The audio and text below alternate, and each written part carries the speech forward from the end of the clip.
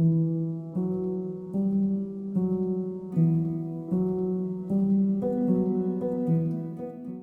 everyone, how are you all? Welcome back to the Rank Up course.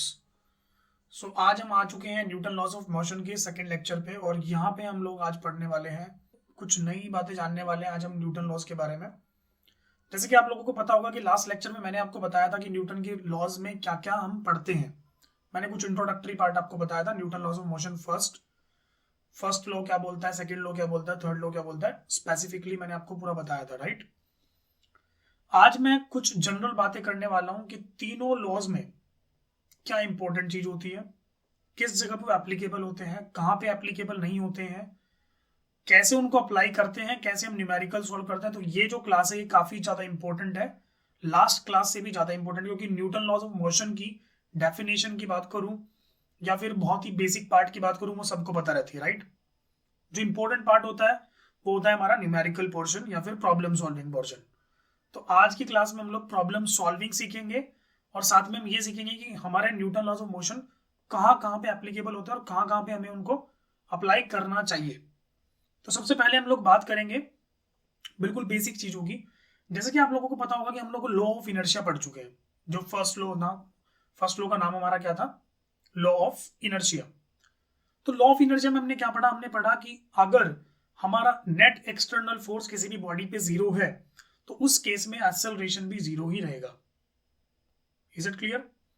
अगर acceleration zero रहेगा, net force zero रहेगा, तो क्या मैं बोल सकता हूं कि बॉडी या तो रेस्ट पे रहेगी या फिर अगर यूनिफॉर्म मोशन में है तो यूनिफॉर्म मोशन में चलती रहेगी, राइट। अच्छा, लेकिन क्या ऐसा हमेशा पॉसिबल है? क्या ऐसा हर ऑब्जर्वर के लिए पॉसिबल है? तो आंसर है नहीं। एक्चुअल में हमारे कुछ लॉज होते हैं, वो लॉज कुछ जगह पे एप्लीकेबल होते हैं, कुछ जगह पे नहीं होते, राइट।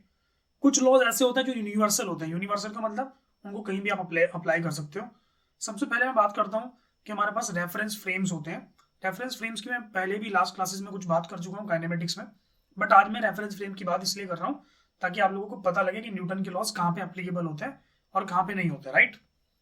सबसे पहले तो मैं बात करता हूँ रेफरेंस फ्रेम्स होते कितने टाइप के। रेफरेंस फ्रेम दो टाइप के होते हैं, एक होता है इनर्शियल फ्रेम ऑफ रेफरेंस, एक होता है non inertial frame of reference.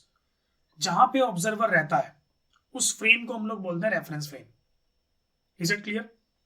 For example हमारे पास गाइस, सबसे पहले मान लेते हैं कि हमारे पास कोई भी एक लिफ्ट है, ठीक है, और मान लेते हैं कि इस लिफ्ट के अंदर कोई भी इंसान या कोई भी ऑब्जर्वर है, ठीक है, और मान लो कि इस लिफ्ट में ऊपर से एक ब्लॉक को मैंने ऐसे हैंग किया हुआ है, राइट।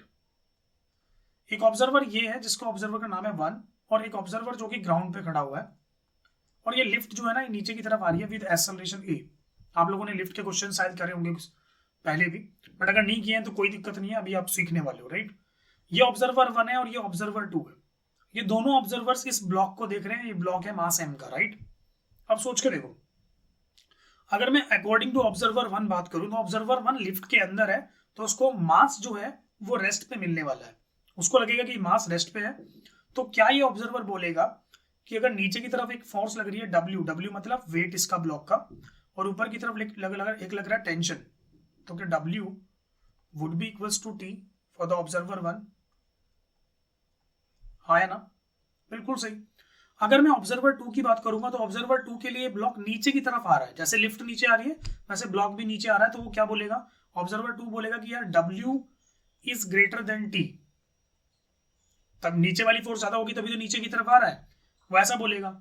सेकंड ने ये बोला। अब आप एक बात मुझे सोच के बताना, या तो ऑब्जर्वर 1 गलत होगा या ऑब्जर्वर 2 गलत होगा, दोनों तो एक साथ सही नहीं हो सकते ना।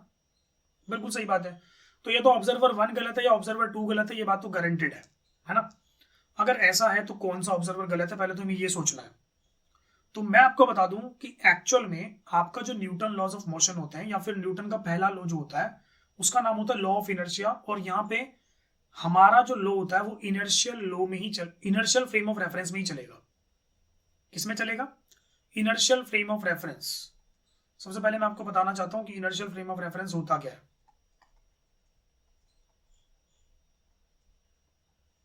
What do we mean by inertial frame of reference. तो भाई इनर्शियल फ्रेम ऑफ रेफरेंस का मतलब वो वाला फ्रेम जिस फ्रेम की एक्सेलरेशन जीरो हो, जिस फ्रेम की एक्सेलरेशन जीरो हो, राइट।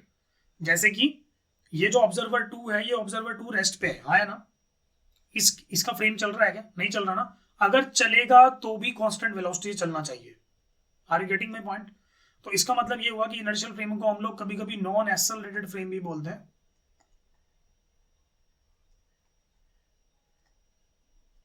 राइट। तो इनर्शियल फ्रेम को हम नॉन एक्सेलरेटेड फ्रेम भी बोलते हैं।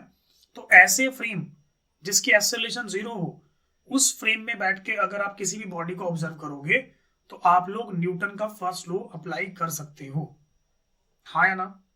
अदरवाइज आप लोग न्यूटन के लॉज को अप्लाई नहीं कर पाओगे। Are you getting my point? तो अब बात आती है कि इनर्शियल लॉज और कौन कौन से होते हैं, इनर्शियल फ्रेम्स और कौन कौन से होते हैं। तो अगर मैं आपसे बात करूं, जैसे कि फॉर एग्जांपल अगर मान लो कि मेरे पास कोई टेबल है, ठीक है, मान लो कि कोई टेबल है, ठीक है, और इस टेबल के ऊपर एक बुक रखी हुई है, ठीक है। तो क्या अगर आप बिल्कुल प्रैक्टिकली बात करो तो इस बुक के ऊपर दो फोर्सेस लग रही है, डब्ल्यू जो कि नीचे की तरफ लग रही है और एक नॉर्मल रिएक्शन जो कि ऊपर की तरफ लग रहा है, राइट। मैं नॉर्मल रिएक्शन की भी बात करूंगा बाद में, लेकिन पहले अभी डब्ल्यू और नॉर्मल रिएक्शन, पहले मैं डब्ल्यू और इसकी बात कर रहा हूँ, नॉर्मल रिएक्शन की, ठीक है। सबसे पहले सोच के देखो कि अगर डब्ल्यू और नॉर्मल रिएक्शन की बात हो रही है तो क्या आप मुझे बताओगे कि यहां पे कौन सी फोर्स बड़ी होगी? सर आप बोलोगे सर बुक तो रेस्ट पे है तो W would be equal to N. ये ऐसा आप बोल रहे हो, लेकिन प्रैक्टिकली ऐसा नहीं होता है। Practically W is nearly equals to N, but exactly equal नहीं होते, राइट ना। तो अगर एग्जैक्टली इक्वल नहीं है तो क्या मैं मान सकता हूं कि यार बुक के ऊपर तो अनबैलेंस फोर्स लग रही है, राइट, मैं ऐसा मान सकता हूं। लेकिन आप लोग ये बात भूल चुके हो कि हम लोग ये जो कंसिडरेशन कर रहे हैं, ये जो हम कंसिडरेशंस कर रहे हैं ना, ये नॉन इनर्शियल फ्रेम से कर रहे हैं, राइट। लेकिन अगर मैं अपनी अर्थ को इनर्शियल फ्रेम ऑफ रेफरेंस मान लूं, हमारी अर्थ को नॉन इनर्शियल भी माना जा सकता है और इनर्शियल भी माना जा सकता है, राइट। लेकिन हम लोग जितने भी क्वेश्चंस करने वाले हैं क्लासिकल मैकेनिक्स में या इस क्लास में या फिर एनएलएम में या फिर वर्क एनर्जी पावर में, जितने भी हम चैप्टर्स पढ़ेंगे उन सब में हम ऐसा मान के चलेंगे कि हमारी अर्थ जो है वो कैसा फ्रेम ऑफ रेफरेंस है, इनर्शियल फ्रेम ऑफ रेफरेंस। हम लोग ऐसा मान के चलते हैं कि हमारी अर्थ चल नहीं रही है, हमारा ग्राउंड रेस्ट पे है, राइट। अगर हम ऐसा मानेंगे तो आप लोगों को अच्छे से पता है कि उस केस में ये जो बुक है ये मुझे रेस्ट पे दिखाई देगी, और अगर ये रेस्ट पे दिखाई देगी तो मैं ऐसा बोलूंगा W would be equal to N. तो W और N इक्वल क्यों हुए? क्योंकि हम लोग अर्थ को क्या मान रहे हैं, हम लोग अपनी अर्थ को मान रहे हैं कि this is inertial frame of reference, हाँ या ना। तो हम लोग अपनी अर्थ को इनर्शियल फ्रेम ऑफ रेफरेंस मान के चलेंगे हमेशा। Is it clear everyone? ठीक है। अगर हम लोग इनर्शियल फ्रेम ऑफ रेफरेंस नहीं मानेंगे तो ये जो हमने लॉ पढ़ा था कल लास्ट वाली क्लास में, जो हमने लॉ पढ़ा था, हमने पढ़ा था कि A इक्वल्स टू 0 होता है अगर F 0 हो तो, है ना। ये एक लॉ नहीं बन जाएगा, फिर एक डेफिनेशन बन जाएगी। सो ये लॉ कब तक है? इनर्शियल फ्रेम तक। इनर्शियल फ्रेम के बाहर क्या बन जाता है? ये डेफिनेशन। ओके, क्या लॉ में और डेफिनेशन में फर्क समझ में आया आप लोगों को? बोलो हाँ या ना। तो एक बात याद रखोगे कि Newton's first law is not a universal law. Okay, ये सिर्फ और सिर्फ इनर्शियल फ्रेम ऑफ रेफरेंस में वैलिड है, अदरवाइज नहीं है। ओके, अब जैसे कि फॉर एग्जांपल मुझे पता करना है कि कौन सा फ्रेम इनर्शियल है, कौन सा फ्रेम इनर्शियल नहीं है।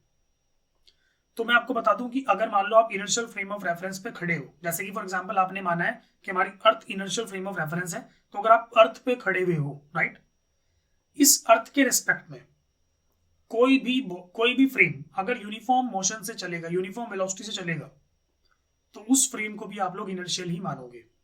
एग्जाम्पल देता हूं, मान लो कि मैं ग्राउंड पे खड़ा हुआ हूं, मेरे सामने से एक ट्रेन जा रही है, उस ट्रेन की वेलोसिटी यूनिफॉर्म है, स्पीड कांस्टेंट है, डायरेक्शन भी कांस्टेंट है। ऐसे केस में मानूंगा कि मेरा जो फ्रेम है वो तो है ही इनर्शियल, क्योंकि मैं तो ग्राउंड पे खड़ा हुआ हूं। लेकिन जो पर्सन ट्रेन के अंदर बैठा है उसका फ्रेम भी इनर्शियल है, क्योंकि उसकी उस ट्रेन की वेलोसिटी मेरे फ्रेम के रिस्पेक्ट में कांस्टेंट है, यूनिफॉर्म है। तो याद रखना, जितने भी फ्रेम्स यूनिफॉर्म वेलोसिटी से चल रहे हैं with respect to the inertial frame, उनको भी इनर्शियल बोला जाता है। मैंने क्या बोला? मैं एक बार और रिपीट करता हूं, जितने भी frames inertial frame of reference के रेस्पेक्ट में यूनिफॉर्मली चल रहे हैं उनको भी इनर्शियल फ्रेम ऑफ रेफरेंस ही बोला जाएगा। Is it clear everyone? Good. अब बात करते हैं, थोड़ी सी बात करूंगा मैं सेकंड लॉ की, ठीक है। तो सेकंड लॉ आप लोगों को अच्छे से पता है, सेकंड लॉ को आपने पढ़ा था F net equals to M A या फिर F net equals to DP vector by DT, आप लोगों ने ये अच्छे से पढ़ा था। आप लोगों को एक बात और पता लग गई होगी कि जो F net equals to M A होता है, ए और एफ नेट दोनों के दोनों सेम इंस्टेंट पे निकाले जाते हैं। मैं आपको ऑलरेडी बता चुका हूं कि इनकी हिस्ट्री से, इसकी फ्यूचर से मुझे कोई मतलब नहीं है, मैं सिर्फ प्रेजेंट में उस इंस्टेंट की बात करूंगा जिस इंस्टेंट में मुझे पूछा जाएगा, राइट? गुड। अब जो मेन बात है कि इन दोनों को अप्लाई कैसा करा जा सके, ठीक है। तो अब हमारा मेन टॉपिक आता है भाई, और वो जो मेन टॉपिक है वो क्या है हमारा, वो है working with Newton's first law, working with first and second law, ठीक है। इन दोनों के साथ वर्किंग कैसे करनी है, इनको मतलब यूज करके हम लोग न्यूमेरिकल्स कैसे सॉल्व कर सकते हैं वो देखना है, ठीक है। सबसे पहले मैं आपको बता दूं कि जब भी आप फर्स्ट और सेकंड लॉ को बनाना चाहते हो, फर्स्ट और सेकंड लॉ को जब भी आप लगाना चाहते हो तो आप लोगों को कुछ स्टेप्स को फॉलो करना पड़ेगा, और वो स्टेप्स क्या क्या हैं जरा मेरी बात को गौर से सुनना। सबसे पहला step, first step, decide the system. सबसे पहले आप लोग सिस्टम को डिसाइड करो। किसको डिसाइड करना है? सिस्टम को डिसाइड करना है। What do you mean by system? System होता क्या है, कोई बताएगा मुझे? सिस्टम क्या होता है? सिस्टम एक बॉडी भी हो सकती है, सिस्टम दो बॉडीज भी हो सकते हैं, सिस्टम तीन बॉडीज भी हो सकते हैं, system N number of bodies भी हो सकती है। बट द कंडीशन इज कि सिस्टम में आप जितनी भी बॉडीज को कंसीडर कर रहे हो सबके पास आइडेंटिकल एक्सेलरेशन होनी चाहिए। मैंने क्या बोला? सिस्टम आप उसको कंसीडर कर सकते हो जिसकी एक्सेलरेशन आइडेंटिकल हो। Are you getting my point? Identical का मतलब मैग्नीट्यूड भी सेम और डायरेक्शन भी सेम, ओके। फॉर एग्जाम्पल मान लो कि मैंने बोला कि मेरे पास दो ब्लॉक्स हैं, एक ब्लॉक ये वाला है, एक ब्लॉक ये वाला है, और मैं दोनों ब्लॉक को हॉरिजॉन्टली खींच रहा हूं, राइट? क्या दोनों ब्लॉक साथ साथ चल रहे हैं? राइट। क्या दोनों ब्लॉक की एक्सेलरेशन राइट की तरफ है? ये राइट। क्या दोनों ब्लॉक की एक्सेलरेशन कांस्टेंट है? राइट। क्या दोनों इक्वल हैं? राइट। तो इसका मतलब ये हुआ कि ब्लॉक 1 एंड ब्लॉक 2 दोनों की एक्सेलरेशन सेम है। तो अब मैं यहां पे एक्सेलरेशन मतलब अपने सिस्टम में मैं ब्लॉक 1 को भी मान सकता हूं, मैं ब्लॉक 1 और 2 दोनों को भी मान सकता हूं, मैं ब्लॉक 1, 2 एंड स्ट्रिंग तीनों को भी मान सकता हूं, मैं सिर्फ और सिर्फ स्ट्रिंग को भी अपना सिस्टम मान सकता हूं, और मैं ब्लॉक 2 को भी अपना सिस्टम मान सकता हूं। It's completely depends on me, okay. ये सिस्टम की जो चॉइस होती है, सिस्टम को मानना या ना मानना, वो कंप्लीटली मेरे ऊपर डिपेंड करता है, वो किसी और चीज के ऊपर डिपेंड नहीं करता है। Is it clear everyone? पक्का? सोच लो। गुड। अच्छा, तो अब आपको सिस्टम पता लग गया। दूसरे पॉइंट पे आते हैं। अब हमें क्या करना है? हमें क्या करना है? हमें एक्चुअल में सेकंड स्टेप में फोर्सेस को आइडेंटिफाई करना है,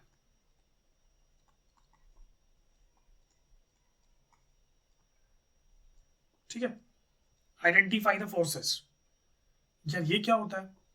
तो जिसको भी आपने सिस्टम माना है, वो 1 वाले ब्लॉक को माना है, 2 वाले ब्लॉक को माना है, सबको इकट्ठा माना है, ठीक है ना। आपको क्या करना है? उस सिस्टम के ऊपर कितनी फोर्स लग रही है, दूसरे मतलब उस सिस्टम के अलावा, सिस्टम के अंदर जो फोर्सेस है उनको नहीं मानना, सिस्टम के बाहर, उस सिस्टम पे जो बाहर वाली फोर्सेस लग रही है, एक्सटर्नल फोर्सेस, उनको एक बार सोचना है कि वो कितनी लग रही है, कौन कौन लगा रहा है, कौन नहीं लगा रहा है, वो सब आपको सोचना है, और फिर वो सारी फोर्सेस आपको लगा देनी है। Are you getting me? तो यहां पे एक पॉइंट याद रखोगे कि हमें कौन सी फोर्सेस को कंसीडर नहीं करना है? सिस्टम की इंटरनल फोर्सेस को कंसीडर नहीं करना है, इंटरनल फोर्सेस को कंसीडर, जस्ट वेट,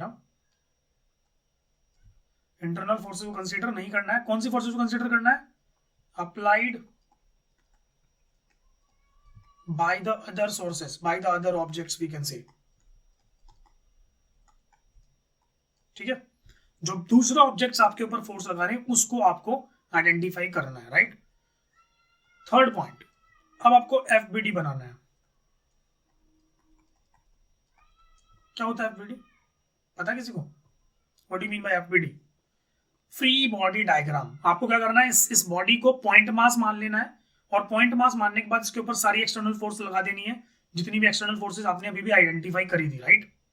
आप लोग क्या करना है, उसके ऊपर सारी एफबीडीज मतलब सारी फोर्सेस लगा देनी है, आपका एफबीडी बन जाएगा। अब फिर क्या होता है, फिर कुछ फोर्सेस ऐसी आएंगी जो कि हॉरिजॉन्टल होंगी, वर्टिकल होंगी, या फिर मतलब एकदम परपेंडिकुलरली लग रही होंगी, लेकिन कुछ फोर्सेस टेढ़ी भी होंगी, राइट। तो जो फोर्सेस आपकी एक्स एक्सिस और वाई एक्सिस पे नहीं आ रही है, पहले तो आपको एक्स एक्सिस और वाई एक्सिस को चूज करना है। अगर एक्स एक्सिस और वाई एक्सिस पे नहीं आ रही है फोर्सेस, तो फिर आपको क्या करना है, फिर आपको एक्चुअल में उसको रिजोल्व करना है। रिजोल्व करना आता है सब लोगों को। अगर एक फोर्स लग रही है F at an angle theta, उसके दो कंपोनेंट्स होते हैं, एक एफ कॉस थीटा और एक F sine theta. Do you get that? तो अब क्या करना है, हमें लास्ट में रिजोल्व कर लेना है, ठीक है ना। और रिजोल्व कहां पे करना है, along the X axis and Y axis. क्या इतनी बात समझ में आती है सब लोगों को? पक्का? ग्रेट। चलिए आगे बढ़े फिर, अगर इसमें कोई डाउट ना हो तो। सोच लो, बोलो फटाफट। गुड, चलिए फिर आगे बढ़ते हैं। चलिए तो बात करते हैं सबसे पहले हम लोग कॉमन फोर्सेस की। कभी भी हम लोग अगर एफबीडी बनाने की कोशिश करेंगे तो बहुत सारी फोर्सेस जो होती हैं वो यूज होती हैं, राइट। तो कुछ कॉमन फोर्सेस होती हैं जिनके बारे में हमें जानना ही पड़ेगा, उनके बिना हम लोग एक्चुअल में बात कर ही नहीं पाएंगे, उनके बिना हम लोग एफबीडी बना ही नहीं पाएंगे। कुछ फोर्सेस में कुछ बच्चों को कंफ्यूजन होता है, वो कंफ्यूजन आज आपका दूर होने वाला है। तो मैं आपको बता दूं कौन कौन सी कॉमन फोर्सेस होती है हमारे पास। एक तो होता है वेट ऑफ द बॉडी, दूसरा टेंशन फोर्स, तीसरा normal force, fourth spring force, ठीक है। ये चार हमारी जो होती हैं बेसिक फोर्सेस होती हैं, इनको हम ज्यादा यूज करेंगे। बाकी तो अलग अलग फ्रिक्शन फोर्स भी होती है, बट फ्रिक्शन फोर्स की बात मैं अभी यहाँ पे नहीं करूंगा, राइट। एफबीडी में जो मेन फोर्सेस आने वाले इस चैप्टर में वो नहीं होने वाले weight, tension, normal and spring force, right. सबसे पहले तो मैं आपको बात करता हूँ कि वेट क्या होता है। वेट एक तरह से ग्रेविटेशनल फोर्स ही होता है, एमजी होता है, ठीक है ना। हमेशा towards the centre of the earth लगता है। इसके बारे में ज्यादा बात मैं अभी नहीं करूंगा, इसके बारे में बात हम करेंगे बाद में। मेन है हमारा टेंशन और नॉर्मल। स्प्रिंग फोर्स की भी बात बाद में करेंगे, ठीक है। सबसे पहले हम बात करते हैं टेंशन की। What do you mean by tension guys? कौन बताएगा टेंशन क्या होता है, बोलो।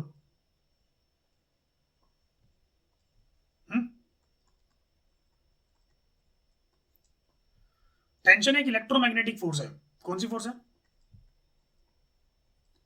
इलेक्ट्रोमैग्नेटिक फोर्स, ठीक है। अगर मैं किसी भी रस्सी की बात करूं तो रस्सी में एक्चुअल में कुछ, जब भी आप रस्सी को खींचते हो या फिर रस्सी को एक्सटेंड करते हो तो उसके जो एटम्स होते हैं ना, एटम्स के अंदर एक तरीके से एक इलास्टिक प्रॉपर्टी होती है। तो जब भी आप उनके बीच का डिस्टेंस को चेंज करोगे तो उन एटम्स के अंदर एक टेंशन आ जाती है, एक स्ट्रेस डेवलप हो जाता है, जिससे वो क्या करते हैं, अपनी लेंथ को या फिर अपने डिस्टेंस को रिस्टोर करने की कोशिश करते हैं, जिसकी वजह से उसके अंदर एक टेंशन फोर्स डेवलप हो जाती है और उसी को बोलते हैं टेंशन, राइट।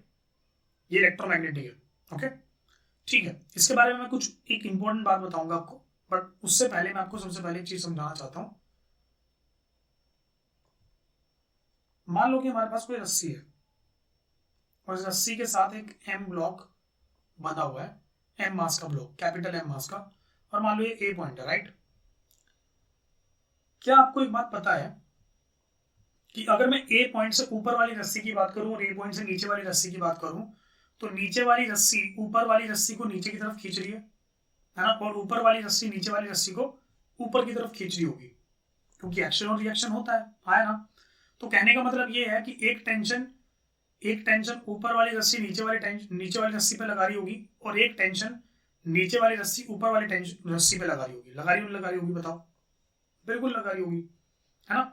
तो याद रखो कि जब तक रस्सी मासलेस है, जब तक रस्सी के पास कोई मास नहीं है, तब तक पूरी रस्सी में, पूरे स्ट्रिंग में टेंशन सेम रहने वाली है, ओके। अदरवाइज अगर रस्सी में मास है तो फिर टेंशन अलग अलग पॉइंट पे अलग अलग होगी, और आज मैं इस क्लास में एक क्वेश्चन भी करवाने वाला हूँ इसी के ऊपर, right, don't worry.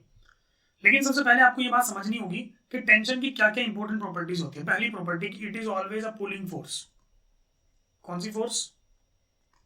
Pulling force. ये हमेशा खींचती है, कभी भी कंप्रेस नहीं करती, कभी भी पुश नहीं करती किसी बॉडी को, राइट। अच्छा, इसकी डायरेक्शन कैसे देखी जाती है? It always act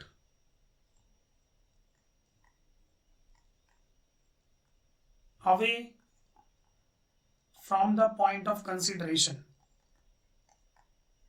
from the point of consideration.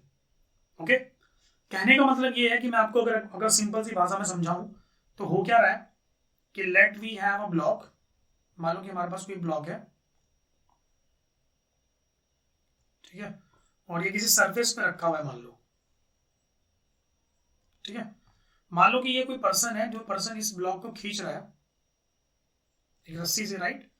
तो आप सोच के देखो, अगर मान लो कि मुझे इस वाले पॉइंट पे टेंशन चाहिए, तो मैं इस वाले पॉइंट को कंसीडर कर रहा हूं ना, तो कंसिडरेशन वाले पॉइंट से अवे जाती है हमेशा टेंशन, ठीक है। अवे का मतलब ऐसा नहीं है कि आप लोग दूर ले जाओगे उसको, रस्सी के अलोंग, रस्सी पे ही लगेगी, ठीक है। तो कहने का मतलब ये यहाँ पे टेंशन लगेगी कुछ इस डायरेक्शन में। अगर मैं इस वाले पॉइंट पे देखूं तो ये मेरा पॉइंट ऑफ कंसिडरेशन है, इससे अवे ये वाला पॉइंट। क्या इतनी बात समझ में आ रही है? अब बच्चे पूछेंगे कि ऐसा कैसे हुआ। मैंने अभी अभी आपको बताया कि न्यूटन का थर्ड लॉ बोलता था एक्शन रिएक्शन। एक्शन रिएक्शन के अकॉर्डिंग आप सोच के देखो कि अगर ये वाला ब्लॉक, ध्यान से देखो, मैंने अभी भी आपको एक रस्सी वाला एग्जांपल दिया, ध्यान से देखो, ये वाला जो पॉइंट है, इस जो ऊपर वाला पार्ट है, क्या वो नीचे वाले पार्ट को ऊपर की तरफ खींच रहा होगा? हाँ है ना। और जो नीचे वाला पार्ट है, क्या वो ऊपर वाले पार्ट को नीचे की तरफ खींच रहा होगा? बिल्कुल सही। तो ये हो गई हमारी टेंशन T1 और टेंशन T2। मैं T1 T2 मान लेता हूं, लेकिन हालांकि ये दोनों इक्वल है क्योंकि मास नहीं है फिलहाल। हाँ है ना, पक्का। चलिए कोई बात नहीं, हम इसके बारे में और भी बातें करेंगे, बट फिलहाल इतना जानना हमारे लिए काफी है, राइट। अब बात करते हैं दूसरी फोर्स की। भाई साहब, दूसरी फोर्स होती है हमारी नॉर्मल फोर्स, जो इंपॉर्टेंट है। तो नॉर्मल फोर्स की बात करते हैं। इसको नॉर्मल रिएक्शन बोलते हैं। पूरा नाम इसका क्या होता है? Normal reaction. कोई मुझे बताएगा कि इसका नॉर्मल रिएक्शन ही नाम क्यों है? नॉर्मली क्यों लगाया? रिएक्शन भी तो बोल सकते थे ना, जैसे एक्शन रिएक्शन बोलते हैं। नॉर्मल का मतलब क्या होता है? नॉर्मल का मतलब होता है it is always perpendicular to the contact surface. Contact surface के परपेंडिकुलर लगती है, ये बात याद रखना। कॉन्टेक्ट सरफेस के कैसे लगती है? परपेंडिकुलर लगती है, ठीक है। कैसे सर, कैसे समझे हम इसको?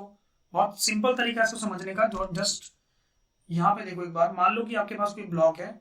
ये ब्लॉक मान लो कि किसी हॉरिजॉन्टल सरफेस पे रखा हुआ है। अगर हॉरिजॉन्टल सरफेस पे रखा जाएगा तो ऑब्वियस सी बात है कि इन दोनों के बीच में कांटेक्ट होगा, और कांटेक्ट होते ही एक फोर्स लगेगी इस कांटेक्ट सरफेस के परपेंडिकुलर, दैट इज हियर। ये होगी नॉर्मल फोर्स। क्या इतनी बात समझ में आई? ठीक है। अब अगर मान लो कि मेरे पास कोई इंक्लाइन प्लेन है, उस इंक्लाइन प्लेन में मैं कोई ब्लॉक रख दूं तो किधर लगेगी फोर्स? ध्यान से देखो, इसका कांटेक्ट सरफेस ये वाला है ना, इसके नॉर्मल लगेगी कुछ इस डायरेक्शन में, राइट। अच्छा, ये बात तो समझ में आई। और सुनो, मान लो कि कोई कर्व्ड सरफेस हो, मान लो मेरे पास कोई कर्व्ड सरफेस है कुछ ऐसा, ठीक है। और मान लो कि मेरा ब्लॉक कुछ इस तरीके से रखा हुआ है यहाँ पे। इस ब्लॉक का मान लो कोना टच हुआ हुआ है यहाँ पे, ठीक है। अब आप नहीं बता सकते कि नॉर्मल डायरेक्शन किधर जाएगी, है ना, क्योंकि आपको पता ही नहीं परपेंडिकुलर डायरेक्शन कौन सी है। तो ऐसे केस में जब हमें नॉर्मल डायरेक्शन का पता ना हो, जब हमें ये ना पता हो कि नॉर्मल परपेंडिकुलर डायरेक्शन किधर की तरफ है, ऐसे केस में हम लोग करते क्या है? ऐसे केस में हम लोग मानते हैं कि लेट वी हैव व्हाट, हमारे पास दो नॉर्मल है, एक वाई डायरेक्शन में जिसको एन वाई बोलेंगे, और एक एक्स डायरेक्शन में जिसको एन एक्स बोलेंगे। क्या आपको ये बात समझ में आई? तो जब भी नॉर्मल डायरेक्शन की डायरेक्शन आपको समझ में ना आ रही हो, नॉर्मल रिएक्शन की डायरेक्शन अगर आपको समझ में नहीं आ रही है, तो आप लोग दो कंपोनेंट्स को कंसीडर करोगे, N X along X axis and N Y along Y axis. इतनी बात समझ में आती है? पक्का। तो अब आपको नॉर्मल रिएक्शन भी पता लग गया, अब आपको टेंशन भी पता लग गई, ठीक है। अब मैं आपसे कुछ फ्री बॉडी डायग्राम बनाने के लिए बोलता हूँ, ठीक है ना। कुछ फ्री बॉडी डायग्राम बनाने की कोशिश करेंगे आज हम, ताकि क्योंकि फ्री बॉडी डायग्राम सबसे बेसिक चीज है भाई। अगर इसको आपने सीख लिया तो मैं बोल रहा हूँ बड़े बड़े क्वेश्चंस को आप सॉल्व कर सकते हो इजीली। सबसे पहला क्वेश्चन, ठीक है, सबसे पहला क्वेश्चन हमें एफबीडी बनाना है। मान लो कि हमारे पास एक ब्लॉक है, ठीक है। एक ब्लॉक है जो कि रखा हुआ है किस पे, एक स्मूथ सरफेस पे रखा हुआ है। आपको इस ब्लॉक का एफबीडी बनाना है, राइट। कैसे बनाएंगे सोच के देखते हैं। सिर्फ एफबीडी बना रहे हैं। मैं सबसे पहले आपको बता दूं, मैं आपको बता चुका हूं कि सबसे पहले आपको क्या क्या करना पड़ेगा। क्या एफबीडी बनाने का तरीका क्या होता है, स्टेप्स क्या होता है। सबसे पहले सिस्टम मानो, सारी फोर्सेस को देखो कौन कौन फोर्स लगा रहा है सिस्टम पे, ठीक है। उसके बाद एफबीडी में इस ब्लॉक को पॉइंट मास मान लो, उस पॉइंट मास पे सारी फोर्सेस लगा दो और फिर उन फोर्सेस को रिजोल्व कर दो तो आपका एफबीडी बन जाएगा, राइट। चलिए करते हैं। सबसे पहला स्टेप 1, ये मास एम का ब्लॉक है, ठीक है। स्टेप 1 सबसे पहले सिस्टम मानते हैं। भाई यहाँ पे एक ही ब्लॉक है तो एक ही ब्लॉक को सिस्टम मानना पड़ेगा। तो यहाँ पे सिस्टम हमने किसको माना है, सिस्टम हमारा है ब्लॉक। बहुत बढ़िया। अब आते हैं स्टेप 2 पे। स्टेप 2 में बोला गया था कि ये पता लगाओ कि इस सिस्टम के ऊपर कौन कौन फोर्स लगा रहा है। सोच के देखो, ब्लॉक के अलावा दुनिया में क्या क्या है फिलहाल, कौन कौन फोर्स लगा सकता है इस ब्लॉक पे। सोचो एक बार, कौन कौन फोर्स लगा सकता है। हाँ चलो सोचते हैं एक बार। एक तो फोर्स लगाएगी अर्थ, बिल्कुल लगाएगी भाई। भाई लगाएगी नहीं लगाएगी बताओ जरा एक बार। अर्थ इसको अपनी तरफ खींचेगी नहीं खींचेगी, mg फोर्स से, हाँ है ना, बिल्कुल। दूसरी फोर्स कौन लगाएगा, बोलो। सरफेस लगाएगा। जब ये सरफेस के ऊपर जोर डालेगा तो सरफेस भी एक रिएक्शन मारेगा, राइट, बिल्कुल लगाएगा।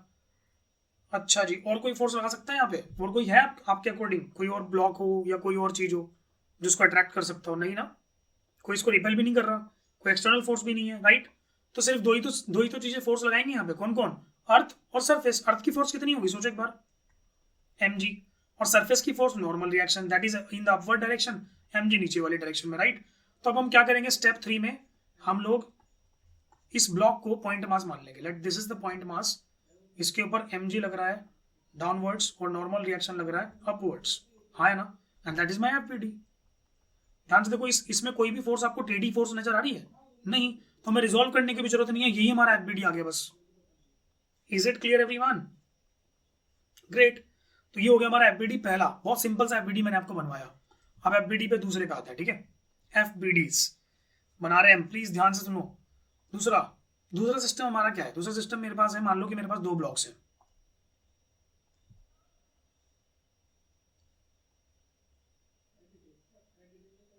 ओके, और ये किसी सरफेस पे रखे हुए मान लो, ओके। तो मैंने बोला कि मैंने मान लो कि नीचे वाले ब्लॉक पे एक फोर्स लगा दी F, समझ रहे हो मेरी बात। आपको इस वाले ब्लॉक का मास दिया गया m1, इस वाले ब्लॉक का मास दिया गया m2, मुझे एफबीडी बताओ, ठीक है। जब मैं आपसे एफबीडी पूछूंगा तो सबसे पहला क्वेश्चन आपका मुझसे होना चाहिए कि सर सबसे पहले मुझे हमें बताओ सिस्टम आपने किसको माना, ठीक है। मैं मान के चल रहा हूं कि दोनों ब्लॉक साथ साथ चल रहे हैं, ऐसा मान के चलो आप लोग, ठीक है। दोनों ब्लॉक साथ साथ चल रहे हैं, मैंने ऐसा मान लिया, ठीक है, इतनी बात।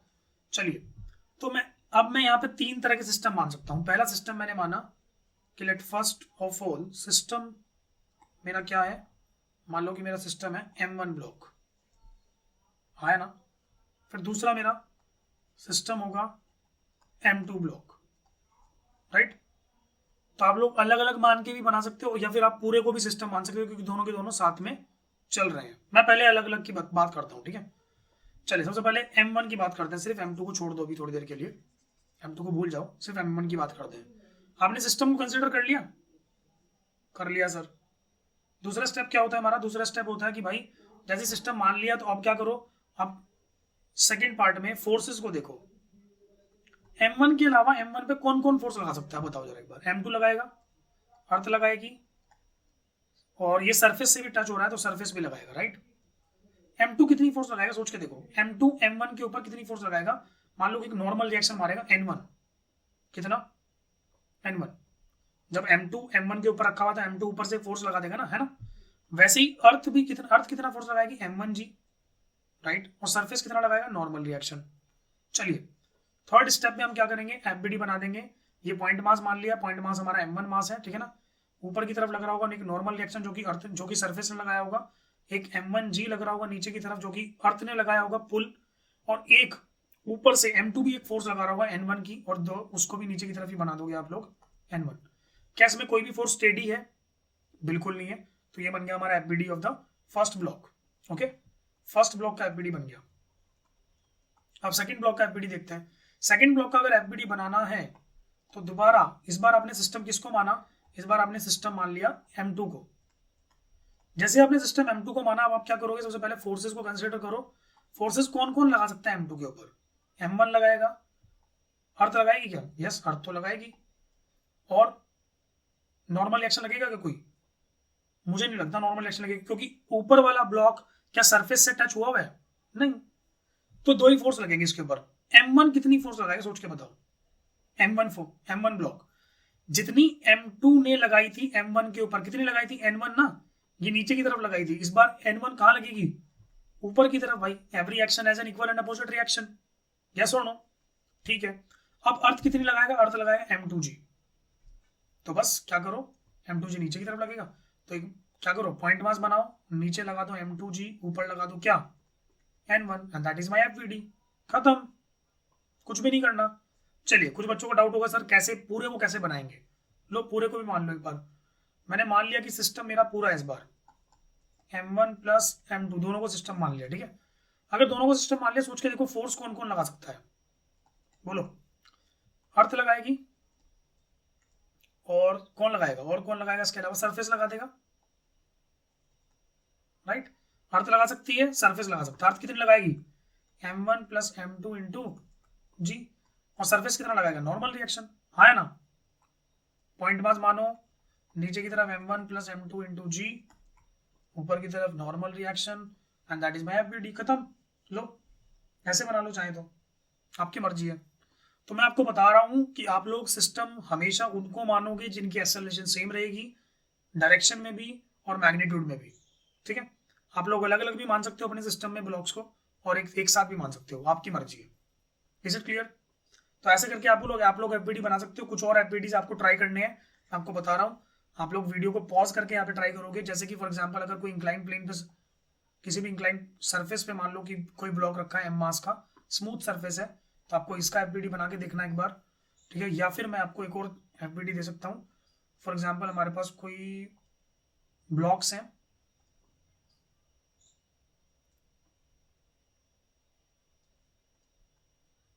जो कि आपस में चिपके हुए हैं, ठीक है, और ये किसी सरफेस पे रखे हुए हैं। जस्ट वेट,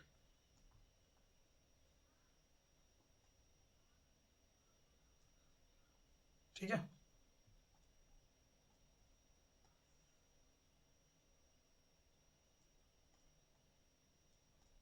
ऐसा है, क्लियर एवरीवन?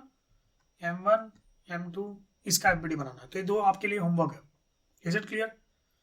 ठीक है। तो मैं आपको बहुत सिंपल सिंपल चीजें आज बता चुका हूँ, बहुत सिंपल सिंपल चीजें मैं आपको कंसिडर करवा चुका हूँ, ठीक है। अब हम जो बात करेंगे वो हम किसकी बात करेंगे, हम कुछ क्वेश्चंस को सॉल्व करेंगे, और बाद में फिर हम लोग सूडो फोर्स की बात करेंगे, राइट। तो पहले हम क्वेश्चंस पे आ जाते हैं, राइट। क्वेश्चंस की अगर मैं बात करूँ, सबसे पहला क्वेश्चन मेरी स्क्रीन पे आ गया, एंड ये क्वेश्चन इक्विलिब्रियम पे डिपेंड है। उन्होंने बोला है कि एक ब्लॉक है 30 kg का, जो कि 3 स्ट्रिंग से सस्पेंडेड है। आपको सारी स्ट्रिंग्स में टेंशन बतानी है, राइट। कैसे बताओगे?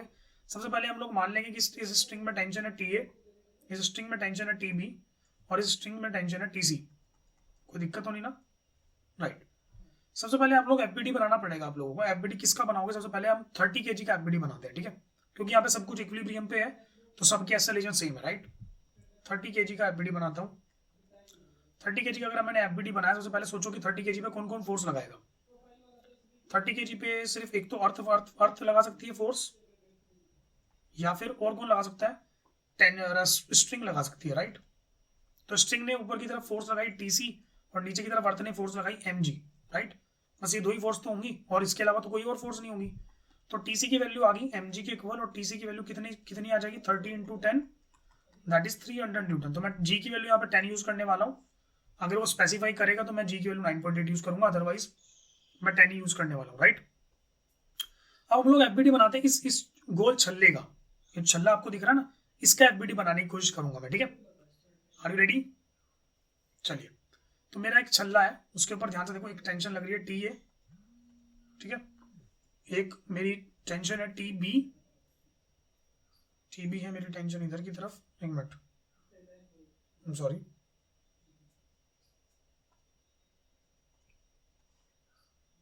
और टीसी नीचे की तरफ, राइट। चलिए, तो आपको पता है कि ये एंगल अगर 37 डिग्री है, ये हॉरिजॉन्टल के साथ है, तो ये वाला एंगल भी कितना होने वाला है? 37 डिग्री, राइट। अगर मैं इस टी ए के दो कंपोनेंट कर दूं, एक कंपोनेंट हो जाएगा इधर की तरफ टी ए कॉस 37 और ऊपर की तरफ हो जाएगा टी ए साइन 37। कंपोनेंट्स करने आते हैं ना सब लोगों को। इधर की तरफ क्या है? टीबी, इधर की तरफ क्या है? टीसी, है ना। चलिए, क्या वर्टिकल कंपोनेंट्स इक्वल होने चाहिए? क्योंकि वर्टिकल डायरेक्शन में कोई एक्सेलरेशन नहीं है, तो T A sine 37 degree would be equals to TC, है ना। T A into 3/5 equals to what is TC? TC is already we have calculated and that is 300, ये आ जाएगा 100। तो टी ए की वैल्यू मेरे हिसाब से आ रही है 500 न्यूटन, राइट। वैसे मैं टीबी भी निकाल सकता हूं। क्या टीबी की वैल्यू टी ए कॉस 37 के इक्वल है? साइन 37 कॉस 37 वैल्यूज याद होनी चाहिए। नहीं याद है तो मेरी पुरानी वीडियोस उठा के देख लो। टी ए की वैल्यू कितनी है? 500 इंटू 4/5, 100 इंटू 4, 400 न्यूटन, राइट। बोलो, टी ए आ गया, टीबी आ गया, टीसी आ गया। मेरे अकॉर्डिंग तो सारे आंसर आ गए। कुछ था इसमें? बहुत सिंपल था ना? बिल्कुल सही, बहुत ही सिंपल था, है ना। नेक्स्ट क्वेश्चन पे चले, if you are ready. Next question पे आते हैं। नेक्स्ट क्वेश्चन में बोला गया है block of mass m is placed on a horizontal surface if the block is pulled by applying a force F equals to 5 mg at an angle of 37 degree. Find the acceleration of the block at the given instant. आपको acceleration बतानी है। क्या करोगे? सबसे पहले m block का FBD बनाएंगे, right. m block का एफबीडी कैसे बनाएंगे? सबसे पहले हम सिस्टम मानते हैं। सिस्टम हमने किसको माना? सिस्टम हमने ब्लॉक को माना, ठीक है। ब्लॉक के ऊपर कौन कौन फोर्स लगा सकता है? सबसे पहले सोचो। हाँ, ब्लॉक के ऊपर कौन कौन फोर्स लगा सकता है? सोचो एक बार। तो पहली फोर्स जो है वो तो एक्सटर्नल फोर्स है ही, जो आपको गिवन है क्वेश्चन में। सेकंड, एक अर्थ फोर्स लगा सकती है। थर्ड, ये सरफेस से भी टच हो रहा है तो सरफेस भी फोर्स लगाएगा, राइट। इसके अलावा कोई और फोर्स हो सकती है? नहीं, क्योंकि स्मूथ सरफेस है, राइट।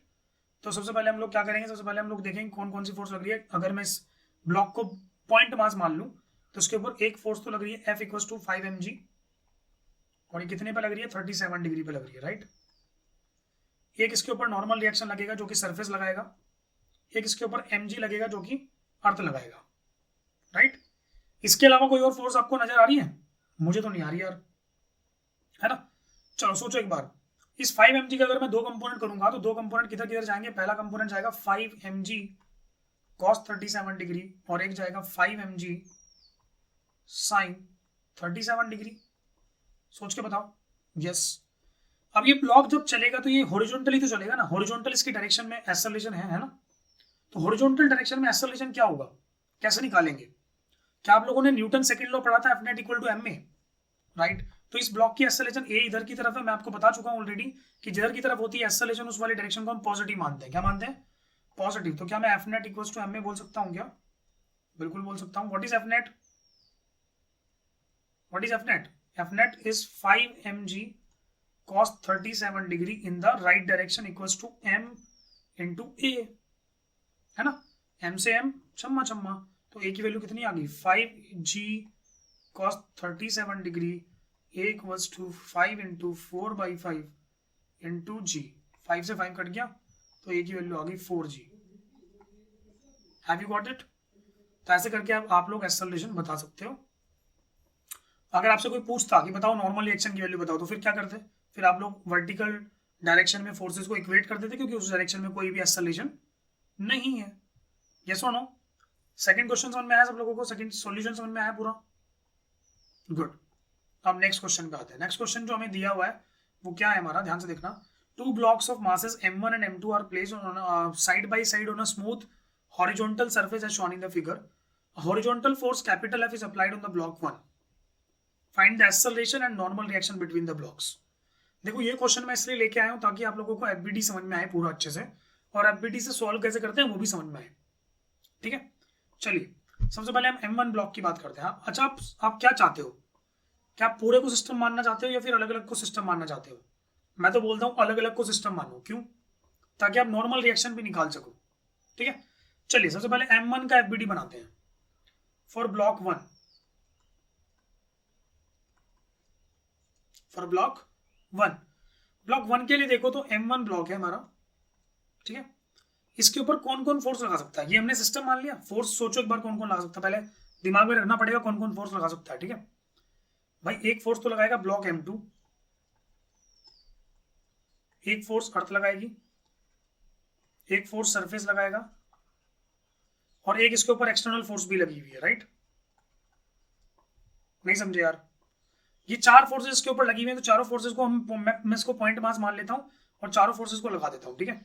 एक फोर्स अर्थ ने लगाई M1G, एक फोर्स सरफेस ने लगाई ऊपर की तरफ नॉर्मल रिएक्शन, राइट। एक फोर्स एक्सटर्नल फोर्स लगी इसके ऊपर F, और एक फोर्स M2 लगाएगा M1 पे। क्या आपको पता है M2 और M1 के बीच में एक अट्रैक्टिव फोर्स होती है? नहीं समझे यार, क्या होगी? Attractive force. तो M2 M1 को अपनी तरफ खींचेगा ना, ग्रेविटेशनल फोर्स। तो राइट, बिल्कुल सही बात है। तो उसके ऊपर कितनी फोर्स लगाएगा बताओ जरा एक बार, कुछ इस डायरेक्शन में, राइट। इसको बोलेंगे हम लोग N डैश, क्योंकि M1 M2 को धक्का देगा और M2 M1 को धक्का देगा, उल्टा एक्शन रिएक्शन, राइट। चलिए, तो ये बात समझ में आई आप लोगों को, पूरा FBD समझ में आ गया।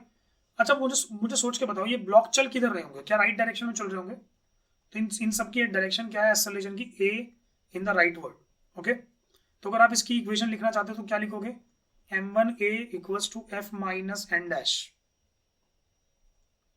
F minus N dash, equation number 1। पहली बात समझ में आई।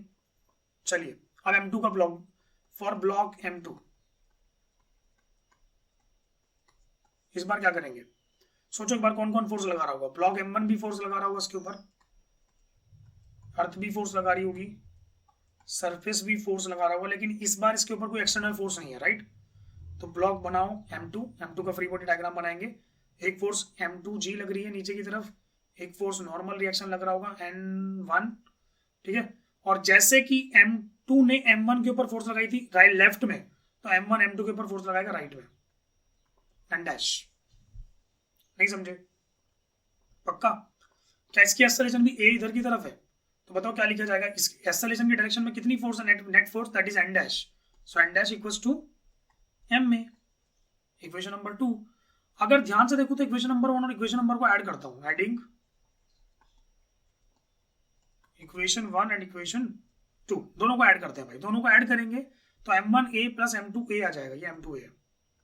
तो M1A plus M2A equals to F minus N dash plus N dash. N dash से N डैश खत्म, तो हमारे पास A कॉमन आ गया, अंदर बचा M1 plus M2 equals to capital F। तो A की वैल्यू कितनी आ गई? F upon M1 plus M2। क्या पहले पार्ट का आंसर आ गया भाई? A equals to M1 F upon M1 plus M2। अब हमें नॉर्मल रिएक्शन भी निकालना है, इन दोनों के बीच में कितना नॉर्मल रिएक्शन है, क्या वो N डैश है? तो N डैश की वैल्यू कैसे निकाल सकते हैं? If I put this equation in the equation number 2, right. तो N डैश की वैल्यू आ जाएगी M2 into A is F upon M1 plus M2, that is my equation for N dash. तो N डैश समझ में आया सब लोगों को? बोलो एक बार फटाफट, पक्का? सोच लो। समझ में आ गया? पक्का? गुड, आगे बढ़े, नेक्स्ट क्वेश्चन। अब क्वेश्चन थोड़ा सा टेढ़ा है। क्वेश्चन में टेढ़ा क्या है मैं आपको बता देता हूं कि एक्चुअल में यहाँ पे इस बार 3 ब्लॉक है और साथ में फोर्स भी इस बार सीधी नहीं है, फोर्स भी इस बार टेढ़ी है। तो क्या होगा बताओ, क्या करोगे? दोबारा फिर से आपको वही निकालना है, दोबारा फिर से आपको निकालना है force of interaction between the bodies, मतलब आपको सारे नॉर्मल रिएक्शन निकालने हैं, ठीक है। क्या करोगे? अलग अलग एफबीडी बनाओगे सबका। हाँ, अब मैं एफबीडी को थोड़ा जल्दी जल्दी बनाना स्टार्ट करूंगा, राइट, थोड़ा जल्दी जल्दी, क्योंकि धीरे धीरे मैं आपको सिखा रहा हूं, आपको कई सारी चीजें आ भी गई होगी। बनाए? चलो, सबसे पहले आप क्या करोगे? सबसे पहले M1 के बारे में बात करते हैं, ठीक है। ध्यान से देखो, M1 के ऊपर कितनी फोर्स लग रही होंगी, M1 के ऊपर कौन कौन फोर्स लगा रहा होगा, सोचो एक बार। M1 डायरेक्टली M2 के कॉन्टेक्ट में है ना, राइट। तो एक फोर्स तो लगा रहा होगा M1 पे। पहले हम बात करते हैं फॉर ब्लॉक 1, ठीक है। इसके ऊपर कौन कौन फोर्स लगा रहा होगा? पहली फोर्स लगा रहा होगा M2, दूसरी फोर्स अर्थ, तीसरी force surface, right, and then external, है ना। सोचो, अगर मैं ऐसा एक डायग्राम बनाऊंगा तो नीचे की तरफ M1G अर्थ ने लगा दी, ऊपर की तरफ एक नॉर्मल रिएक्शन N1, राइट, ये किसने लगाया, ये अर्थ ने, ये सरफेस ने लगाया। M2 भी एक फोर्स लगा रहा होगा इधर की तरफ, राइट, ऐसे। इसको हम बोलेंगे क्या, इसको लगा रहे हैं, इसको हम बोलेंगे N12, normal reaction on 1 due to 2, right. और मान लो कि इधर से एक फोर्स लग रही है F, ऐसे, है ना। इसको मैं बोल रहा हूं आगे की तरफ एक्सटेंड कर लो, इधर की तरफ F फोर्स। अच्छा, ये एंगल बनानी थी हॉरिजॉन्टल के साथ थीटा, तो क्या ये एंगल भी थीटा हो जाएगा, वर्टिकली अपोजिट एंगल्स। तो F के दो कंपोनेंट आएंगे, एक कंपोनेंट आएगा इधर की तरफ F cos थीटा, और एक कंपोनेंट आएगा नीचे की तरफ F sin थीटा, राइट। क्या तीनों ब्लॉक एक साथ इधर की तरफ चलेंगे ए एक्सेलरेशन से। तो अगर मैं हॉरिजॉन्टल डायरेक्शन में इक्वेशन लिखना चाहता हूं F net equal to M में, तो क्या लिखी जाएगी, सोच के बताओ। It would be F net equal to M में M1A, what is F net, जिधर जाती है एक्सेलरेशन वो वाली साइड होती है positive, F cos theta minus N12, equation number 1। कोई दिक्कत तो नहीं ना, पक्का।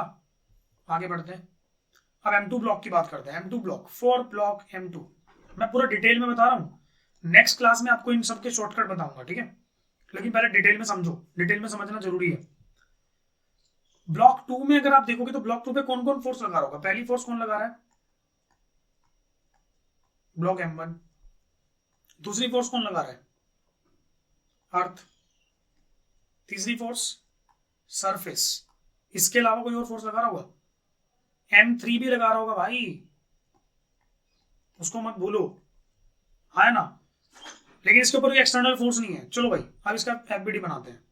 क्या नीचे की तरफ लग रहा होगा M2G, अर्थ ने लगा दी, यस। सरफेस ने ऊपर की तरफ लगाई होगी N2, यस, ये भी खत्म हो गया सरफेस भी। M3 ने कितना लगाया होगा, M3 ने इधर की तरफ लगाया होगा N23। N23 का मतलब होता है normal reaction on 2 due to 3। फिर एक 1 ने भी लगाई होगी, जितना इसने 1 के ऊपर लगाया था उतना उसने भी लगाया होगा, कितना, N, व्हाट इट इज, बोलो फटाफट, N21। Is it clear. N21 और N12 दोनों मैग्नीट्यूड में इक्वल है, डायरेक्शन में उल्टे हैं बस। क्या ये इधर की तरफ चल रहा है ये एक्सेलरेशन से, तो क्या लिखोगे इसको, इसको आप लिखोगे N21 minus N23 equals to M2A, equation number 2। समझ में आई बात। अब third block, for block 3। Block 3 में क्या होगा बताओ जरा एक बार। ब्लॉक 3 में बहुत सिंपल सी चीज होने वाली है, कौन कौन इसके ऊपर फोर्स लगाएगा, सोच के बताओ। ब्लॉक 3 पे कौन कौन फोर्स लगाएगा, सोचो सोचो सोचो फटाफट। ब्लॉक 3 पे कौन कौन फोर्स लगाएगा, ब्लॉक 3 पे पहला ब्लॉक क्या सेकंड ब्लॉक फोर्स लगाएगा, यस, ब्लॉक M2 अर्थ लगाएगी, और सरफेस भी लगाएगा, तीनों लगाएंगे फोर्स, है ना। तो M2 को भी फ्री बॉडी डायग्राम बना देते हैं। M2 का फ्री बॉडी डायग्राम कैसे बनेगा, सोचो एक बार।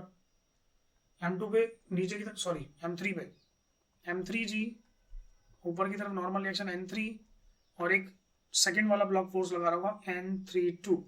N32 और N23 दोनों इक्वल ही हैं, और इसकी एक्सेलरेशन भी A होगी इधर की तरफ। तो क्या इक्वेशन लिखी जाएगी बताओ जरा एक बार। इक्वेशन लिखी जाएगी M3A would be equals to how much, बोलो, N32, equation number 3। Clear everyone. क्या equation number 1, equation number 2, equation number 3 को छोड़ दूं, एडिंग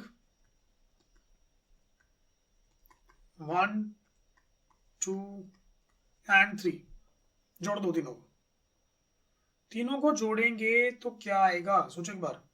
देखो फर्स्ट इक्वेशन ये है ना, M1A plus M2A plus M3A, तीनों को जोड़ के A कॉमन आ जाएगा, अंदर बचेगा M1 plus M2 plus M3 equals to, ये कितना आ रहा है, F cos theta minus N12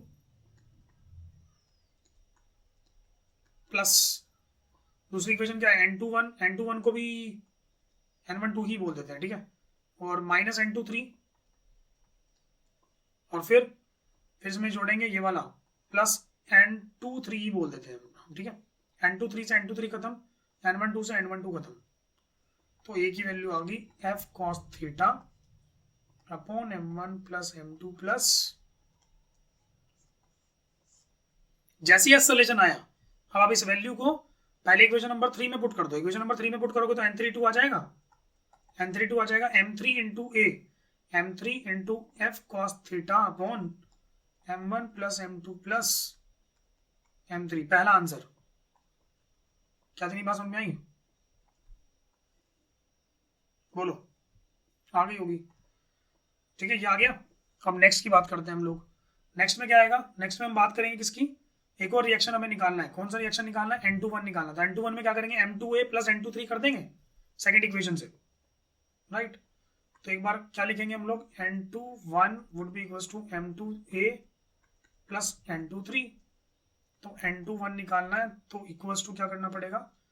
equals to M2 into A is F cos theta upon M1 plus M2 plus M3 plus N23। N23 कितना है? M3 F cos theta upon M1 plus M2 plus M3। Common क्या आया? F cos theta is common. नीचे से M1 plus M2 plus M3 भी common. अंदर बचा M2 plus M3। That is my answer. तो ऐसे करके हम लोग नॉर्मल रिएक्शन निकाल सकते हैं। ठीक है, ये लॉन्ग मेथड है, एफबीडी से सिखा रहा हूँ, बहुत अच्छे से बेसिक मेथड सिखा रहा हूँ।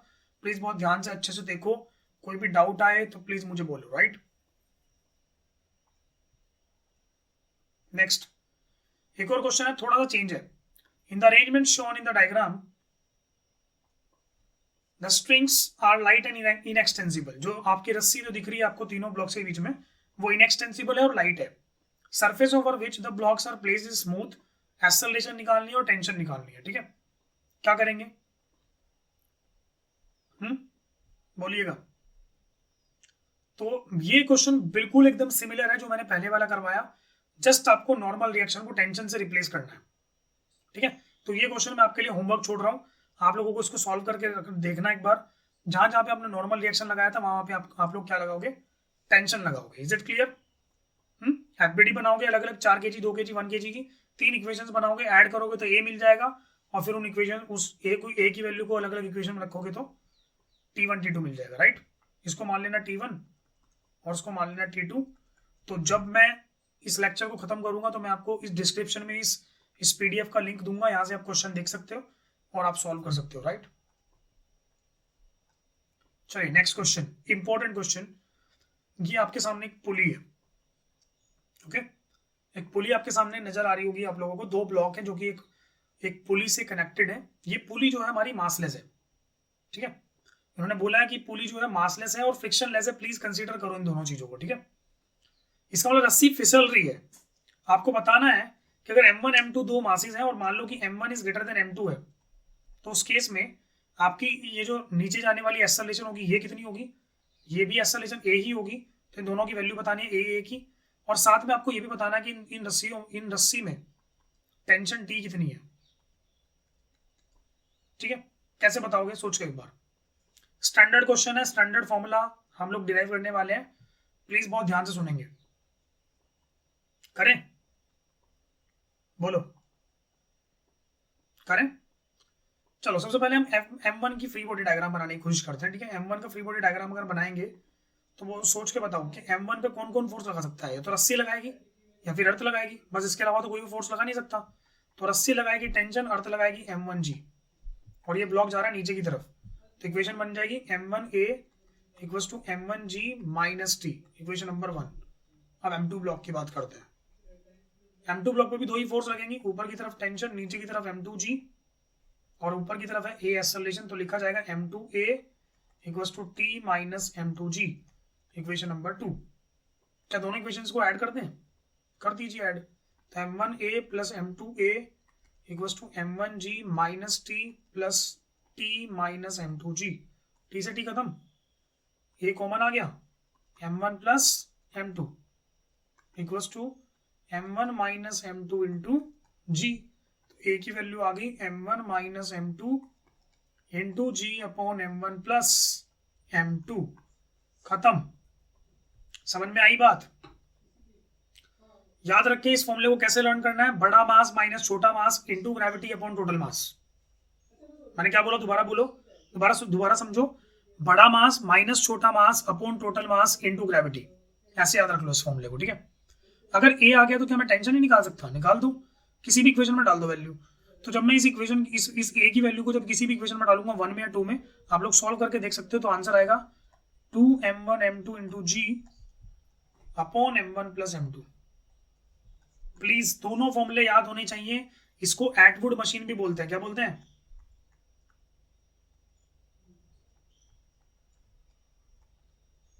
एटवुड मशीन भी इसको बोला जाता है, तो प्लीज कंसीडर करो। Clear everyone? नेक्स्ट, अब ये दो क्वेश्चन बहुत इंपॉर्टेंट है जो मैं आपको करवाने वाला हूं, ठीक है। क्वेश्चन में बोला क्या गया है, जरा ध्यान से सुनना। क्वेश्चन में बोला गया है कि block A of mass m/2, ये जो ब्लॉक आपको दिख रहा है ना, इसका मास m/2 है, is connected to one end of the light rope. Okay, ठीक है। एक बहुत ही स्मूथ सी रोप है which passes over a pulley as shown in the diagram. A monkey of mass m, इस monkey का mass m है, clamps the other end of the rope with relative acceleration g/6 with respect to the rope. Oh my god, acceleration of the monkey with respect to the rope is g/6 upwards. Please याद रखो। Find the acceleration of the block A and tension in the rope. Important question है, important formula मैं apply करने वाला हूँ, important relation आपको बताने वाला हूँ, प्लीज बहुत ध्यान सुनना। क्या आप लोगों को एक बात पता है कि मैं ऐसा मान लेता हूं कि लेट ये ब्लॉक जब ये मंकी ऊपर चढ़ रहा होगा तो ये ऐसे रस्सी को नीचे की तरफ पुश कर रहा होगा, राइट? बिल्कुल सही। तो मान लो रस्सी जा रही है नीचे, तो क्या ब्लॉक जाएगा ऊपर? तो मैं मान लेता हूं कि ब्लॉक की एक्सेलरेशन a0 है। कितनी है? Let a0 is the acceleration of the block with respect to ground. क्या इस बात में कोई दुविधा है? नहीं। अब मान लेते हैं a is the acceleration of monkey with respect to ground, मैं ऐसा मान लेता हूं, ठीक है। अच्छा, क्या आप लोगों को एक बात पता है कि ये जो रस्सी है ये पूरी एक ही रस्सी है जो यहां से पूरी पास हो रही है ऐसे, ठीक है, एक ही रस्सी है ये। इसका मतलब जो इस ब्लॉक की एक्सेलरेशन होगी और जो रस्सी की एक्सेलरेशन होगी क्या सेम होने वाली है? लेकिन मैग्नीट्यूड सेम होगा, डायरेक्शन डिफरेंट होगी, राइट? तो क्या मैं ऐसा बोल सकता हूं acceleration of the block is negative of acceleration of the रोप? बिल्कुल सही। तो अब ध्यान से देखना, अब मैं फॉर्मूला लगाता हूं। Acceleration of the monkey with respect to the rope was given by g/6 and अब ऊपर की डायरेक्शन में तो पॉजिटिव मान रहे हैं, ठीक है। Can I write this formula? Acceleration of the monkey minus acceleration of the rope equals to g/6, right? Monkey की एक्सेलरेशन हमने क्या मानी है बेबी? ए मानी ना, तो let us put it as A minus what is acceleration of the rope? Acceleration of the rope को नेगेटिव ऑफ ब्लॉक मान सकते हैं, तो माइनस ए ऑफ ब्लॉक, मैं इसको लिख रहा हूं, इक्वल्स टू g/6। तो a vector plus a of block vector equals to g/6, और हमने ब्लॉक की एक्सेलरेशन क्या मानी है? ऊपर की तरफ a0 मानी है ना, तो इसको a0 रख दो। तो a की वैल्यू क्या आने वाली है? g/6 माइनस a0, हाँ है ना? ऊपर की तरफ है तो मैं फिलहाल इसको हटा रहा हूं, ठीक है।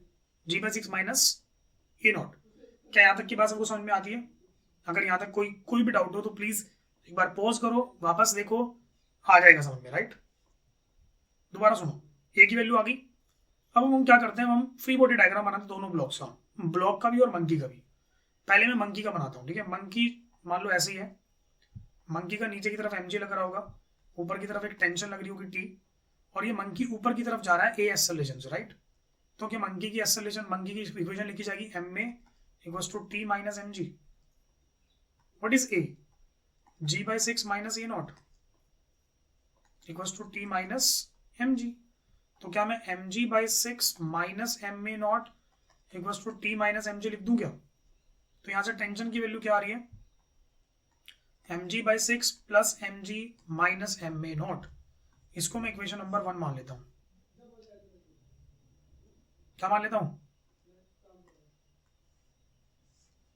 Equation number 1। कोई दिक्कत? अब बात करते हैं m/2 वाले ब्लॉक की। इसका फ्री बॉडी डायग्राम बनाते हैं एक बार, ठीक है।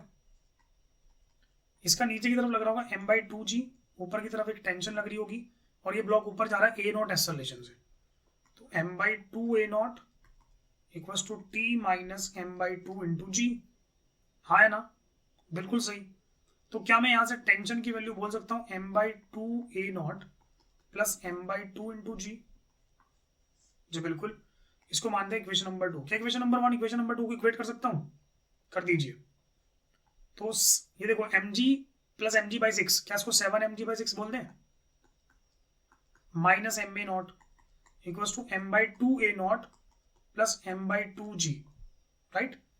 तो 7/6 mg minus m/2 g equals to 3/2 m a not हो गया, क्योंकि 1/2 प्लस 1 3/2 हो जाएगा, राइट। m मास मास मास सब कट गए, ध्यान से देखो तो इसमें एलसीएम आ जाएगा 6, तो 7g minus 3g equals to 3/2 a not, ये आ जाएगा 3 बार, है ना। तो मेरे हिसाब से a नॉट की वैल्यू आ रही है भाई 4g/9, ठीक है। तो पहले का आंसर आ गया, पहले वाले पार्ट का एक्सेलरेशन तो ब्लॉक ए। अब टेंशन निकालनी है। टेंशन के लिए क्या करो, किसी भी इक्वेशन में पुट कर दो वैल्यू को। लेट हम किस में पुट कर देते हैं, सेकंड इक्वेशन में पुट कर देते हैं m/2 में। तो टेंशन इक्वल्स टू क्या है, m/2 a not plus g। Tension equals to m/2 into a not is 4g/9 plus g। क्या कॉमन आ रहा है, g कॉमन आ रहा है। mg/2 4/9 plus 1 it would be 13/9, so the answer is t equals to 13/18 mg। Tension भी आ गई, clear है। प्रैक्टिस करोगे, जितनी ज्यादा प्रैक्टिस करोगे उतना ज्यादा अच्छे से क्वेश्चन आएंगे। ये वाले क्वेश्चंस आपको बता दूं कि बंदर वाले क्वेश्चन बहुत सारे आपको मिल जाएंगे एचसी वर्मा में, खोल के देखो, सॉल्व करो, आराम से आ जाएगा सब कुछ, ठीक है। तो लास्ट क्वेश्चन पे चलते हैं अपने फटाफट। ये है हमारा last question. A block of mass capital M is being pulled with the help of a string of mass M and length L. Oh my god! इस बार जो रस्सी आप यूज कर रहे हो ना, वो मासलेस रस्सी नहीं है, इस बार उसके अंदर मास है, ठीक है। और horizontal force applied by the man on the string is F। ये जो पर्सन है ये इस स्ट्रिंग पे F फोर्स अप्लाई कर रहा है, राइट। आपको बताना है find the force exerted by the string on the block and the acceleration of the system. तो सबसे पहले आप लोगों को करना क्या पड़ेगा, ठीक है। आप लोग करोगे क्या, सबसे पहले मान लेते हैं कि हमारा जो ब्लॉक है उसको अलग मानते हैं और रस्सी को अलग मानते हैं, ठीक है। ये एक सिस्टम, हमारा एक सिस्टम ब्लॉक है और एक सिस्टम हमारा रस्सी है। मैं रस्सी को इधर से इधर बनाता हूं,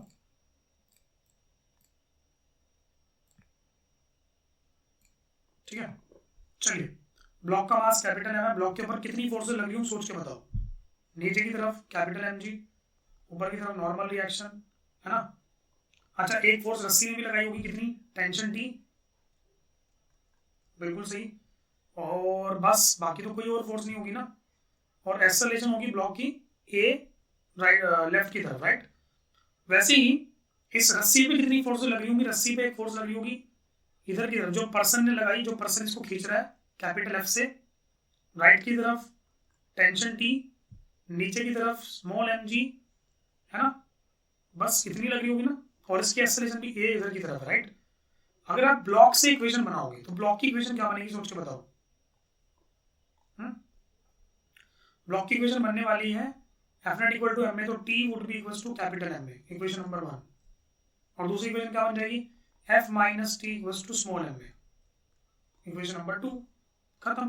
दोनों को ऐड कर दोगे तो टी से टी कट जाएगा, तो F इक्वल्स टू क्या बचेगा, स्मॉल एम मतलब capital M plus small M into a. A की वैल्यू क्या आ जाएगी, capital F upon M plus small M. Acceleration आ गया, है ना। आप निकालना है टेंशन, तो टेंशन निकालने के लिए क्या करो, ये जो एक्सेलरेशन की वैल्यू है किसमें पुट कर दो, इक्वेशन नंबर 1 में। तो tension would be equals to M F upon M plus M. Tension समझ में आया, फ्री बॉडी डायग्राम समझ में आए, बोलो फटाफट एक बार, पक्का। नेक्स्ट पार्ट पे चलते हैं, find the tension at the mid point of the string. Oh my God, अब ये थोड़ा तगड़ा क्वेश्चन है। बच्चे पहले वाला पार्ट आराम से कर लेते हैं, सेकंड वाले पार्ट में दिक्कत आती है, ठीक है। मिड पॉइंट पे अगर आपको टेंशन निकालनी है तो क्या करना पड़ेगा, बहुत थोड़ा सा वाइजली सोचते हैं, ठीक है। हमने देखा कि यार अगर मिड पॉइंट पे टेंशन निकालें तो मिड पॉइंट हमारा रेफरेंस पॉइंट है, ठीक है। तो अब रस्सी को ना मिड पॉइंट से ब्रेक कर दो, जो बची हुई रस्सी है लेफ्ट में उसका फ्री बॉडी डायग्राम अलग बनाओ, और जो राइट में रस्सी है और ब्लॉक है उनका फ्री बॉडी डायग्राम अलग बनाओ। नहीं समझे? कहने का मतलब मेरा ये है कि बी पार्ट में हम लोग करेंगे क्या, हम लोग अपने ब्लॉक को और रस्सी को अलग मानेंगे। मान लो ये हमारा ब्लॉक है, इसके साथ में मैंने आधी रस्सी यहां पे रखी और मैं आधी रस्सी का फ्री बॉडी डायग्राम अलग बनाऊंगा। क्लियर थी बात? चलिए अब बताओ कौन कौन सी फोर्सेस यहां पे एक्ट हो रही होंगी, क्या बोलते हो? फिलहाल इसके ऊपर देखो ध्यान से, इसके ऊपर फिलहाल यहां पे मान लो टेंशन लग रही है T1। कितनी लग रही है? T1। कोई दिक्कत? पक्का? सोच लो। इस रस्सी का मास है m/2, इसका मास है कैपिटल M, और ये पूरा सिस्टम इधर की तरफ ए एक्सेलरेशन से चल रहा है। तो पहली इक्वेशन क्या बन जाएगी? T1 would be equals to m plus small m/2 into A. Equation number 1। क्या बात समझ में आती है आप लोगों को? गुड। अब सोचो कि अगर इस वाले पॉइंट पे टेंशन T1 लगेगी तो क्या इस वाले पॉइंट पे भी टेंशन T1 इधर की तरफ लगेगी? क्योंकि लेफ्ट वाला पार्ट राइट वाले पार्ट को खींच रहा होगा और राइट वाला पार्ट लेफ्ट वाले पार्ट को खींच रहा होगा ना। और इस वाले पार्ट पे कितनी फोर्स लगी हुई है? कैपिटल F, जो कि इंसान ने लगाई हुई, जो कि एक पर्सन ने लगाई हुई है, राइट। और ये वाला पार्ट भी इधर की तरफ चल रहा है, तो इसकी एक्सेलरेशन क्या हो जाएगी? F minus T1 equals to m/2 into a. हाँ या ना? Equation number 2। हमें क्या चाहिए? हमें तो T1 चाहिए यार। हमें क्या चाहिए? हमें तो T1 चाहिए। तो T1 निकालने के लिए क्या करेंगे हम लोग? हाँ, ए की वैल्यू तो हमें नहीं चाहिए ना, ए की वैल्यू तो हमें नहीं चाहिए। हालांकि ए की वैल्यू हमारे पास ऑलरेडी है, और ए की वैल्यू क्या आई थी हमारी अभी भी? F/m+m। तो मैं क्या बोलता हूँ, फर्स्ट इक्वेशन में ए की वैल्यू डाल दो बस, सिंपल। तो T1 would be equals to m plus small m/2 into what is A? It is F/M plus small m। तो T1 की वैल्यू आ जाएगी 2 capital M plus small m into capital F upon 2 into capital M plus small m। That is my tension at the mid point. ठीक है, कोई calculation mistake हो जाए तो माइंड मत करना, मुझे कमेंट में बता देना, राइट। आगे बढ़े। लास्ट पार्ट में बोला गया find the tension at distance x from the end eight which the force is applied. Oh my God, इस बार उस एंड से, जिस एंड पे फोर्स अप्लाई करेगी उस एंड से x दूरी पे जाने के बाद आपको टेंशन बतानी है। तो वहीं से रस्सी को तोड़ दो बस। करना क्या, दोबारा फिर से एफबीडी बनाओ। ये रस्सी है लेग एक्स लेंथ की, और बची हुई लेंथ की रस्सी ये वाली है। इसके साथ में एक ब्लॉक भी बना देता हूं, ठीक है। ये हमारा ब्लॉक है, कोई दिक्कत? एफबीडी बना ले। चलो भाई, इसकी लेंथ x है तो उसका मास कितना होगा? मास निकालना आता है। टोटल लेंथ L थी, मास स्मॉल m था, तो बताओ इस वाली लेंथ का मास कितना होगा? Total mass upon total length into छोटी सी लेंथ, राइट। इसके ऊपर इधर की तरफ लग रही होगी एक फोर्स F, और इधर की तरफ एक T2। इसके ऊपर इधर की तरफ लग रहा होगा T2। इस वाली रस्सी का लेंथ कितना होगा? L minus x. तो मास कितना बचेगा? Total mass upon total length into L minus X into capital M और प्लस M, ठीक है। चलिए बताइए इक्वेशन क्या क्या बनेगी। इसकी एक्सेलरेशन भी ए इधर की तरफ है, इसकी एक्सेलरेशन भी ए इधर की तरफ है। इसकी इक्वेशन बनेगी F minus T2 equals to m/L into X into A. Equation number 1। दूसरी इक्वेशन ध्यान से देखो, इसकी इक्वेशन क्या बनेगी? इसकी इक्वेशन बनने वाली है T2 equals to small m/L into L minus X into A. Equation number 2। देखो यहां से भी आप अगर एक्सेलरेशन कैलकुलेट करोगे तो सेम वही आने वाली जो पहले आई थी। मैं ऐसा क्यों बोल रहा हूं? क्योंकि सबके सब सेम एक्सेलरेशन से चल रहे हैं, सब मिलके चल रहे हैं, इसलिए पूरे सिस्टम को अगर मान के चलूंगा तो एक्सेलरेशन सेम आएगी, ठीक है ना। तो इसमें भी एक्सेलरेशन कैलकुलेट करने की जरूरत नहीं है, डायरेक्टली एक्सेलरेशन की वैल्यू डाल दो। क्लियर? तो इक्वेशन नंबर 2 में वैल्यू डालेंगे तो T2 इक्वल्स टू आएगा m/L L minus X into what is ए? कितना आया था ए? बोलो। ए आया था F/m+m, राइट। खत्म, बस यहीं पे छोड़ दो, मेरे हिसाब से सॉल्व करने की भी जरूरत नहीं है, यही आंसर है बस, ठीक है। तो ऐसे करके आप लोग न्यूटन लॉज ऑफ मोशन के कुछ बेसिक क्वेश्चन सॉल्व कर सकते हो। आज मैंने आपको Newton first law, Newton second law के क्वेश्चंस करवाए, कुछ बेसिक क्वेश्चंस, राइट। इसके नेक्स्ट क्लास में हम लोग सूडो फोर्स की बात करेंगे। सबसे पहले सूडो फोर्स को कैलकुलेट करने के बाद फिर हम कुछ क्वेश्चन सूडो फोर्स पे करेंगे, एंड देन हम लोग जाएंगे फिर कंस्ट्रेंट मोशन की तरफ, राइट। तब तक के लिए प्रैक्टिस करते रहो। कोई भी डाउट हो तो कमेंट में बताओ, और कुछ भी अगर आपको नया टाइप का कुछ टॉपिक आपको पढ़ना है, या फिर कुछ भी आपको लग रहा है कि जिसमें आपको डाउट आ रहे हैं, तो उसके ऊपर मैं वीडियो बना दूंगा। प्लीज कमेंट में बताओ, ठीक है। चलिए, थैंक यू एवरीवन।